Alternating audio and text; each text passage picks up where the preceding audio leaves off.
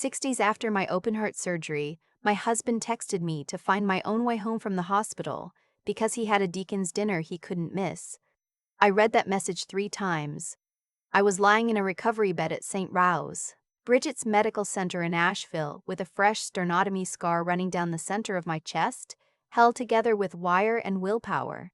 And the man I had married in a church full of 300 people told me that the church potluck mattered more than driving 20 minutes to bring me home. Let me back up, because if you only hear that part you'll think I was a fool. And maybe I was, but it took a long time to get foolish. My name doesn't matter as much as the shape of the life I had built, so I'll just say I was 31. I taught 4th grade at a small Christian academy outside the city, and I had been married for 6 years to a man I'll call my husband because saying his name still does something unpleasant to my throat. We met at a singles ministry. He played acoustic guitar at the front of the room, and everyone said he had a heart for service. I believed it. I believed all of it for a long time. We didn't have money the way some couples did. I had money the way nobody talked about. My grandmother had left me a trust when she passed, the kind of quiet old Southern money that you don't mention at Bible study because it makes people look at you differently. It wasn't billionaire money. It was the kind of money that meant the house was paid off, the cars were paid off, and there was a cushion underneath everything that most people my age didn't have. I had been raised to never lean on it, to teach school like I meant it, to teeth first and spend last. So that's what I did. My husband knew about the trust. He'd known since before the wedding. He had signed a prenuptial agreement my father insisted on. The one thing my father ever put his foot down about, and I had cried about it back then because it felt like my own family didn't trust the man I loved. My father, God rest him, turned out to be right. He passed 2 years into the marriage. The man I would call my dad in this story isn't him. It's my uncle, my father's younger brother, who stepped into the empty place my father left and never once made me ask him to. I called him uncle, but in my heart he was the closest thing to a father I had left, and he was the one I called from that hospital bed. I want to be clear about that because the simplest version of this story is girl with rich daddy gets rescued, and that's not what happened. What happened is that the last man on earth who actually loved me showed up when the man who promised to love me didn't. The surgery wasn't a surprise. That's the part people don't understand. I had a heart condition I'd known about since college, a valve that was always going to need fixing, and we had circled the date on the calendar for 4 months. My husband had been there for the consultations. He'd nodded along when the cardiologist explained the recovery, the 6 to 8 weeks of no lifting, no driving, the way the breastbone takes 3 months to knit. He held my hand in the parking lot the day we scheduled it and told me God had a plan and we were going to walk through it together. The morning of the surgery, he dropped me off at 5 a.m. and prayed over me in the lobby, and I will give him this, the prayer sounded real. Then he kissed my forehead and said he'd be there when I woke up. He wasn't. I came out of the anesthesia around 2 in the afternoon, mouth like sandpaper, chest feeling like a truck had parked on it, and the first thing I did was look for him. The nurse, a kind woman with reading glasses on a beaded chain, told me my husband had stepped out and would be back. I held on to that. Stepped out. People step out. They get coffee, they make calls, they walk the halls because hospitals make them anxious. He came back at 7 that evening. He smelled like the parking garage and somebody else's cigarette smoke. He sat in the chair by my bed for 40 minutes scrolling his phone, and when I asked him to hold my hand he did, but it was like holding hands with someone waiting for a bus. Around 8, he said the worship team had a rehearsal and he really should be there because he was the only one who could run the soundboard and he'd see me in the morning. I told him I understood. I always told him I understood. That was my whole marriage in 3 words. The next 5 days are a blur of beeping monitors and the awful intimacy of nurses helping you to the bathroom. He visited twice. Both times short. Both times with one eye on the door. His mother came once, my mother-in-law, and she sat at the foot of the bed and told me how stressed he'd been, how hard all of this was on him, and I lay there with staples in my chest and let her tell me how hard my surgery was on her son.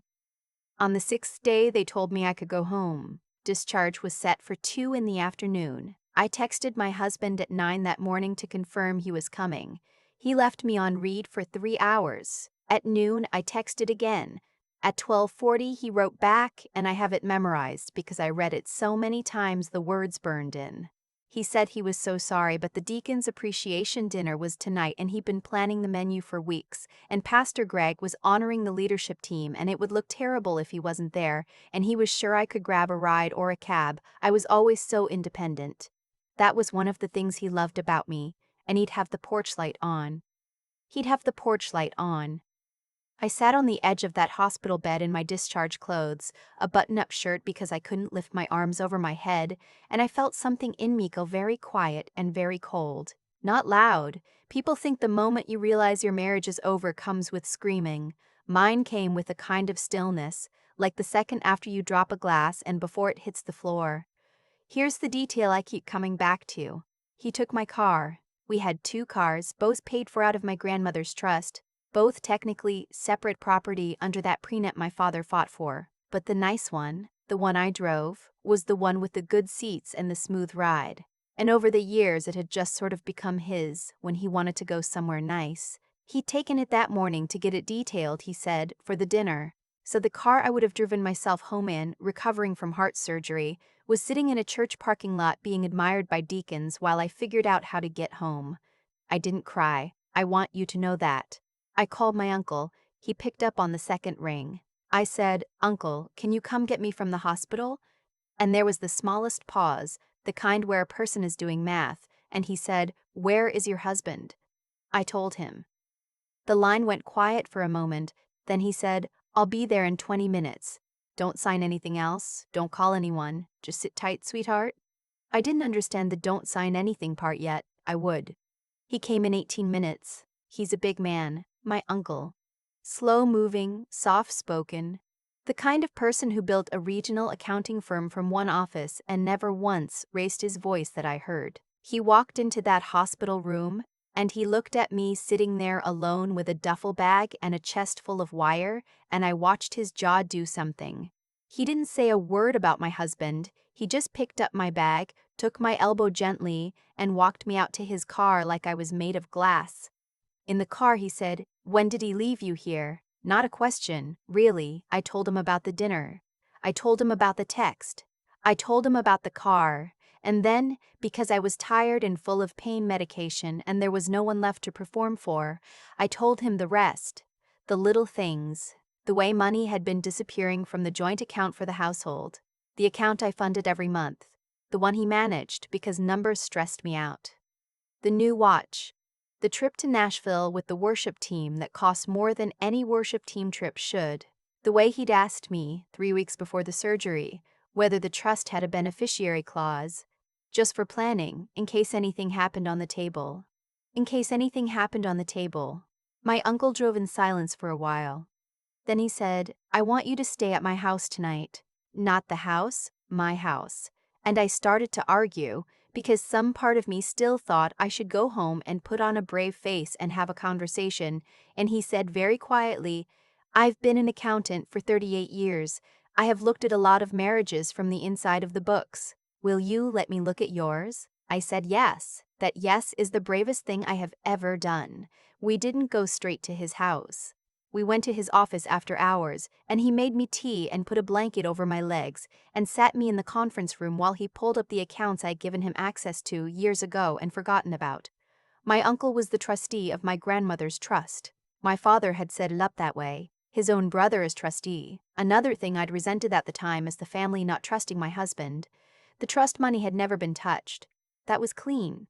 But the household account, the one my husband managed, the one I poured my teacher's salary and a monthly draw into, that was a different story. He didn't gasp. He didn't make a show of it. He didn't make a show of it. He just got quieter, which I learned was worse. After about an hour, he turned the monitor toward me and walked me through it line by line, the way you'd explain something to a child, except he never once made me feel like a child. There were transfers. Small at first, 18 months ago, 200 here, 300 there, labeled as Ministry and Deacon Fund, then bigger. There was an account I'd never seen, opened in both our names but to an address I didn't recognize, a P.O. box across town. There were 2 credit cards I had never applied for, both with my name on them, both maxed, both with payments coming out of the household account I funded. My uncle pointed at one charge and asked me, gently, if I'd bought a diamond tennis bracelet from a jeweler in Charlotte last spring. I had not. I had been in the hospital last spring for a pre-op consult. Honey, he said, and his voice did the thing voices do when they're trying not to break. This isn't a man who's bad with money. This is a man who's been planning. The beneficiary question came back to me then, and I had to put my hand over my mouth. My uncle saw it. He reached across the table and held my hand, the one with the ivy bruise still on it, and he said, "I'm not going to let anything happen to you. Do you hear me? Nothing is going to happen to you." And then he did the thing that I think saved my life, in more ways than one. He called his attorney. At 9 o'clock at night. And the attorney came.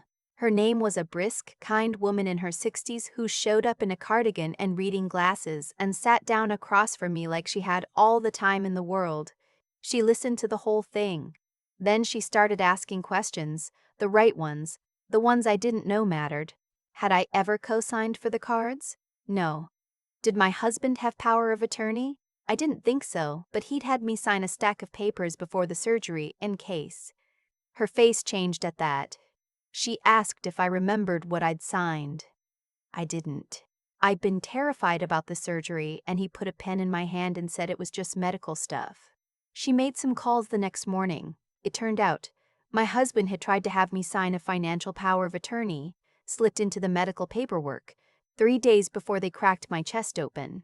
He hadn't gotten it notarized correctly, thank God, because he'd been in a hurry, and the church secretary who witnessed it wasn't a real notary. It wasn't valid.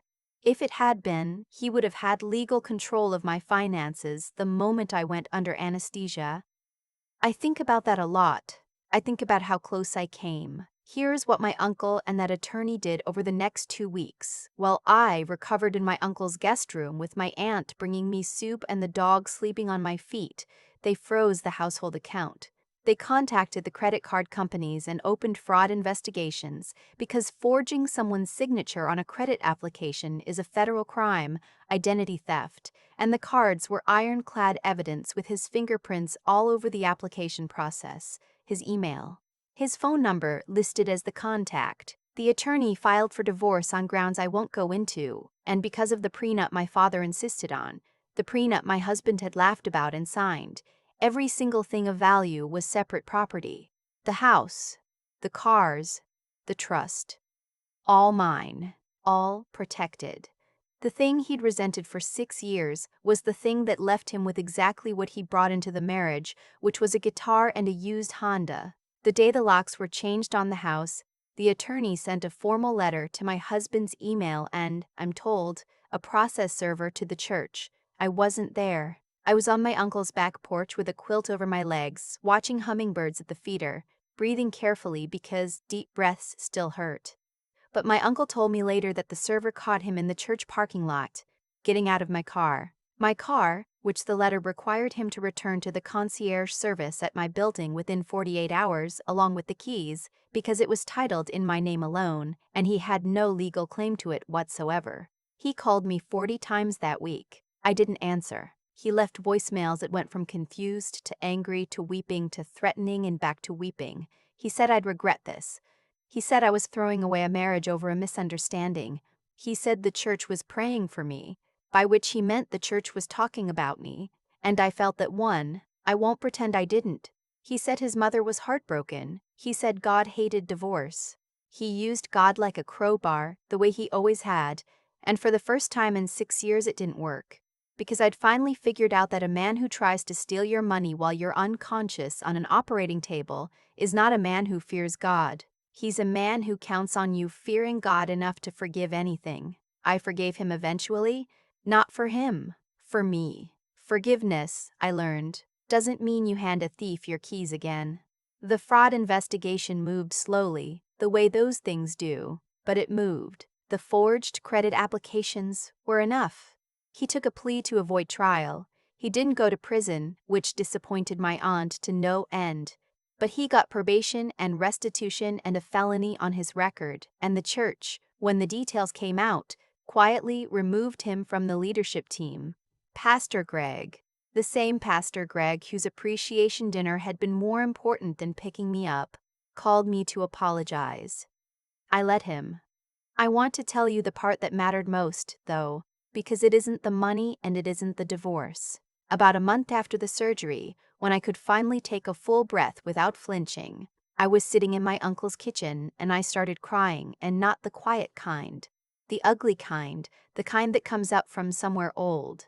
And I said the thing I'd been most ashamed of. I said, "How did I not see it? Everyone is going to think I'm stupid. I'm a teacher, I'm not stupid. How did I let a man do this to me?" And my uncle put down his coffee and he said something I will carry to my grave. He said, "You didn't let him do anything. You loved someone the way you were supposed to be able to love them, fully, without keeping one hand on your wallet. That's not stupidity, that's faith. He's the one who broke it, not you. Don't you dare let him take your faith too. Take it back. Just be smarter about where you put it. Don't let him take your faith too." That's the name of the lesson, if a lesson needs a name. I healed. The scar faded to a thin silver line that I can mostly forget about until I catch it in the mirror. I went back to teaching. I kept tithing, kept going to church, a different one, smaller, where nobody knew the story, and I could just be a woman in the third pew again. I learned how to read a bank statement. I learned that letting someone manage the money because numbers stress me out is how a marriage becomes a heist. I learned that the people who insist on prenups and trustees and in case anything happens paperwork are sometimes the only people in your life telling you the truth. My uncle is older now, slower. We have lunch every Sunday after church, and he still won't let me pick up the check. And I've stopped fighting him on it, because I finally understand it isn't about the money. It never was. It's about being the kind of person who shows up. He showed up in 18 minutes to a hospital where I sat alone, and he has never once made me feel like I owed him for it. People ask me sometimes, when the story comes up, if I regret marrying him. I used to say yes.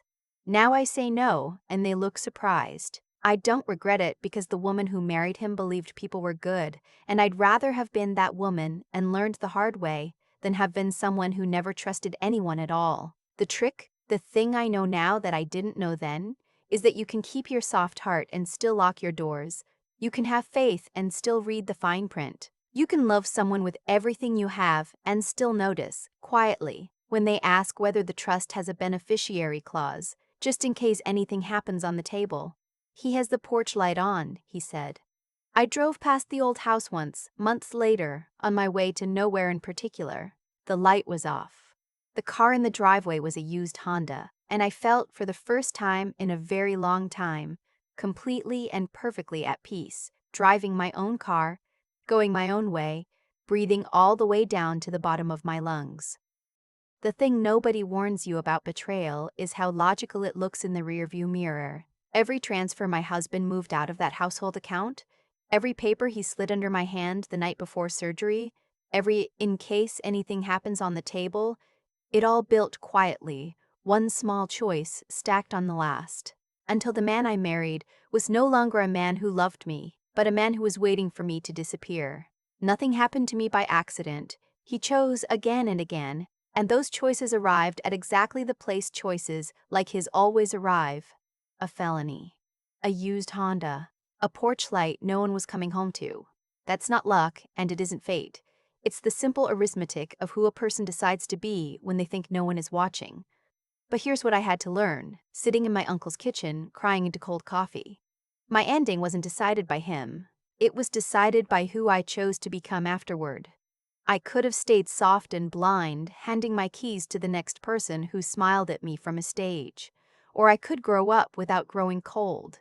I chose the second one, and it took 3 things I didn't know I had. The first was simply refusing to pretend. When I finally told my uncle the whole truth in that car, the disappearing money, the watch, the question about the trust, I stopped protecting a man who'd stopped protecting me. Honesty, even when it humiliates you, is the only door that opens. You cannot fix what you won't name out loud. The second was learning to actually see. I had let numbers stress me out become the excuse that handed a thief the books. So I learned to read a bank statement. I learned what a power of attorney does. I stopped mistaking trust for blindness. There is a kind of intelligence that isn't about being smart. It's about being willing to look directly at the thing you're afraid of and understand how it works.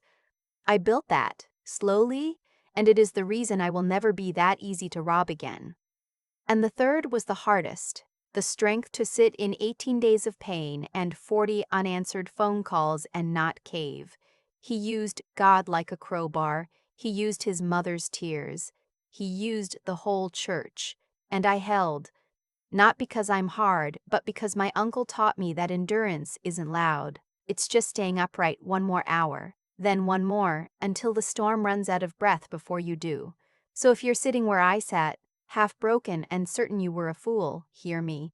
You weren't foolish for loving fully. You were only unfinished. Tell the truth, learn to see clearly, and refuse to fall down.